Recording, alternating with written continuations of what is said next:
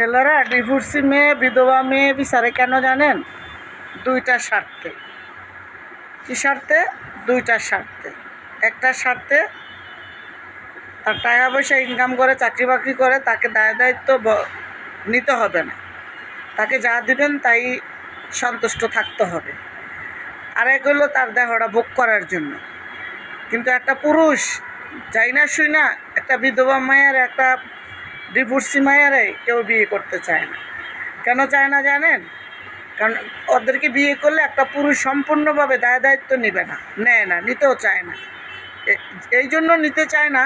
ওই ডিভোর্সি মেয়েটা বলেন আর বিধবা মেয়েটা বলেন, যে কোনো একটা কাজ করে ভাত খায়।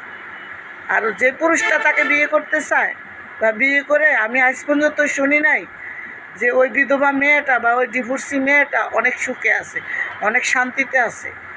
নেওয়ার বেলা খুব ভালোবাসা দিয়ে খুব ইনিয়ে বিনিয়ে কথা বললে তাও নিয়ে যায়, তারপরে নিয়ে মাঝ নদীর মাঝখানে ছেড়া দেয়। ওখান থেকে সাঁতার কাইটে আসতে আসতে সে কবর পর্যন্ত চলে যায়। ভালো কোনো মানুষে একটা বিধবা মহিলার দায়িত্ব নিতে চায় না। ভালো একটা পুরুষ একটা একটা ডিভোর্সি মহিলার দায়িত্ব নিতে চায় না। আমাদের দেশে যেই জায়গায় আবিয়াতা মেয়ে বলেন আর কুমারী মেয়ে বলেন তাদেরই বিয়ে হচ্ছে না, সেই জায়গায় আমি বিধবা, আমি ডিভোর্সি, সেই জায়গায় সে আমাকে এত স্বপ্ন দেখাচ্ছে কোন লোভে? একটা দুইটা লোভে। একটা লোভ হচ্ছে আমার দেওয়ার লোভে, আর একটা লোভ হচ্ছে আমি চাকরি করে খাই, আমার দায় দায়িত্ব আমি নিজেই বহন করতে পারবো। ওই পুরুষটার আর নিতে হয় না। সেই জন্য এই পুরুষটায় কী করে, উসলায়া বাসলায়া একটা ডিভোর্সি মেয়ে হোক একটা বিধবা মেয়ে হোক তাকে বিয়ে করে নেয়। না সমাজ মানে, না সমাজে নেয়, না তার বাড়িতে উড়াইতে পারে, না তার বাড়িতে নেয়, না কোনোহানে কিছু করতে পারে।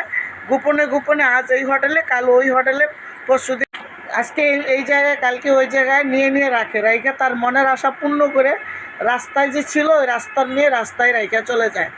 একটা বিধবা মেয়েরে কোনো দিন কোনো গার্জিয়ানে মাইনা নিয়ে বিয়ে শাদি করায় না। কোনো দিন একটা ডিভোর্সি মেয়েরে, আমার ছেলেরও যেমন আমি করাবো না একটা ডিভোর্সি মেয়ে, তার কোনো বাবা মা মেনে নেয় না। পরে কী করে মেয়েটার লাস্টে যে কবর পর্যন্ত পুষাই দিয়া নদীর মাঝখানে তারা ভাসাই দিয়া সে চলে যায়। এতদিন আমাকে ভোগ করছে, আমাকে বিয়ে করছে, বিয়ের নামে প্রতারণা করছে। সেটা হচ্ছে যে আমি একটা চাকরি করতাম, সে চাকরির লোভে লোভে সে মনে করছে তার এত বেশি দায়িত্ব নেওয়া লাগবে না, হয়তো 1000 2000 5000 টাকা দিলে হয়তো তারে আমি পালতে পারবো, আর যা না চলতে পারলে তার বেতন দিয়ে সে চলতে পারবে। সেই দায়িত্ব সে নিতে চায় না। একটা মেয়ে বিধবা মেয়েরে আর ডিভোর্সি মেয়েরে 5টা দিয়ে তার একটা পুরুষ কোনো দিন দায়িত্ব নিবার চায় না। আর যখন একটা কুমারী মেয়ের একটা পুরুষে 5টা দিয়ে নিতে চায় না, কেন জানেন? একটা কুমারী মেয়ের তো বাপ মা 5 লাখ টাকা দিয়ে বিয়ে দিতে পারতেছে না। যে জায়গায় কুমারী মেয়ের বিয়ে হয় না সেই জায়গায় আমি একটা বিধবা মেয়ে কীভাবে আশা করি আমি বিয়ে করব? বিয়ে আমি আবার সংসার করব, আমি আবার তার কাছে যাব, তার মায়ায় মমতায় আমি জীবন কাটিয়ে দিব? না, আমি এই আশা কখনোই করতে পারি না, করিও না কখনো। করলে আজকে আমি এই পর্যন্ত থাকতাম না। আমার কথাগুলো যদি বন্ধুরা তোমাদের কাছে খারাপ লেগে থাকে আমারে ক্ষমা করে দিবা, ক্ষমা চোখে দেখবা। আমি তোমাদের আসলে কি বলবো, আমার জীবন কাহিনী নিয়ে আমি বলি, আমার জীবনে যা যা ঘটছে আমি সেগুলাই বলি।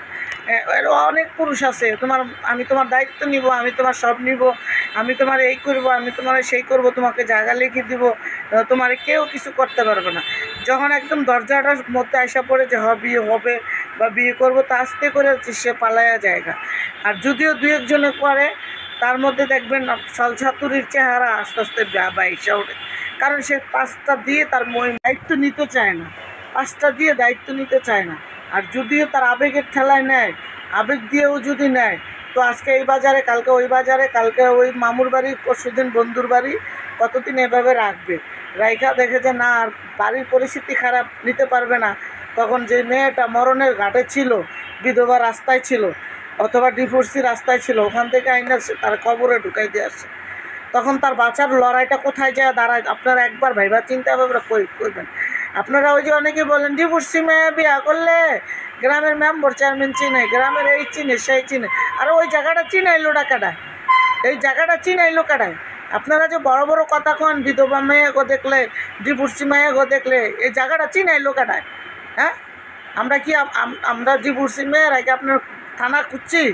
আপনার সে বিয়া বইয়ে যাই কি আপনার চাচারে দেখছি? আমরা বিয়া বইয়ে যাই কি আপনার বাড়িতে আপনার দরবার খুঁজছি? দরবার পর্যন্ত তো পোষাইলেন মেয়ে আপনারা, তারপরে আমাদের নামে দুর্নাম গান। আমরা মা জাত, আমরা বোনের জাত, আমরা বউ জাত, আমাদেরকে নিয়ে আপনারা কথা বলেন খালি বড় বড়। আর ভাই কেন ওই করতে ডিভোর্স হয়ে ঘরে আসলাম? আমার এই যে বুঝেন, আমি আজকে 30 বছর ধরে ঢাকা শহরে আমি বিধবা হয়েছি, না হলো 20 বছর। তা আমিও তো এইভাবেই ঘুরতেছি। কই ভাই, আমারও তো খালি মানুষ লোভ দেখায়, তোমার বাড়ি করে দিব, গাড়ি করে দিব, এত যত্ন করব, এত যত্ন করব, তোমাকে ভালোবাসবো, তোমাকে ভালোবেসে রাখবো, আগলাইয়ে রাখবো। কত বক্তৃতা দেয় ভাই, কারে কী শিখান ভাই? তারপরেও তো দেখা গেল লাস্টে 10 টাকার তো কিছু দেয়ই না, বরঞ্চ আর মোবাইলে নেট খরচ করছে আমি, টাকা খরচ করছে আমি, মোবাইলের টাকা পড়ছে আমি, কথা বলছে উনি, মজা লুটছে উনি। বন্ধুরা কষ্ট লাগে বুঝছো, চোখের পানি আইসা পড়ে। অনেক মানুষে অনলাইনে আইসা বলে ডিভোর্সি মায়া বিয়া করবা না, বিধবা মায়া বিয়া করবা না। আর ভাই বিধবা মায়েরাও চিন্তা করে, যে বিধবা মায়েরাও চিন্তা ভাবনা করে ভাই, হুট করে ছেলের কাছে যায় না। আমার এই যে দেখো বন্ধুরা, আমি কতটা কষ্টে কাটাইছি এতটা বছর। আমি এই জায়গায় আসছি, আমার কোনো আত্মীয় স্বজন আমাকে কোনো সহযোগিতা করে নাই বন্ধুরা। আমার কোনো আত্মীয় স্বজন আমার 5 টাকা দিয়ে সহযোগিতা করে নাই বন্ধুরা। আমি এই জায়গায় আসছি আমার অর্জনে, আমি কষ্ট করে আসছি বন্ধুরা। এই যে আমি তোমাদের কাছে মাঝে মধ্যে চিৎকার পেরে কান্না করি, আমার চিৎকার পেরে আমি তোমাদের কাছে বুকটা ফাটাইয়া কান্না করি। কেন করি জানো? এখন একটু এই জায়গায় আসছি, এখন খালি লবণ দেয় বন্ধু, আশেপাশের মানুষ খালি তাকায় থাকে, নীলু কী করছে, নীলু এটা করছে, নীলু ওইটা করছে। কথা সবাই জানে বন্ধুরা, কাঁচাই না দেখো না আবেগ কতক্ষণ বাড়ে। তাই আবেগ দিয়ে না বন্ধুরা, কাউকে ভালোবাসলেই বিবেক দিয়ে বাসবা, আবেগ দিয়ে ভালোবাসা কখনো থাইমা থাকে না। আরে যে যাওয়ার তে তো এমনিই চলে যায়, তাই মায়া দিয়ে যে আটকাইতে পারে না, তারে কি দেহ দিয়ে আটকানো যায়? কোনো দিনও না বন্ধুরা।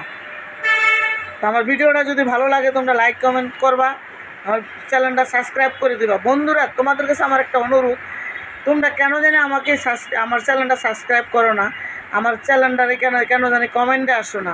আমি প্রচুর পরিমাণ মানুষকে কমেন্ট করি, প্রচুর পরিমাণকে আমি সাবস্ক্রাইব করে দিই, কিন্তু আমি তো বন্ধুরা কাপড় খুলে টুলে নাচতে পারি না, আমি কাপড় রাইখা নাচতে পারি না। আমরা একটু ভালো ভিডিও করি, আমাদেরকে কেউ সাপোর্ট করে না। আজকে একটা খারাপ ভিডিও করি না, পুরো ভাইরাল হয়ে যাবো গা। আর আমরা ভালো চাইটা খাইতে চাই, আল্লাহরে ভয় পাই, আল্লাহরে ডাকি, আমাদেরকে কেউ লাইক কমেন্ট করতে চায় না, আমাদের চ্যানেলটা কেউ সাবস্ক্রাইব করতে চায় না। যাক ভাই, তোমাদের উপরে ছেড়া দিলাম।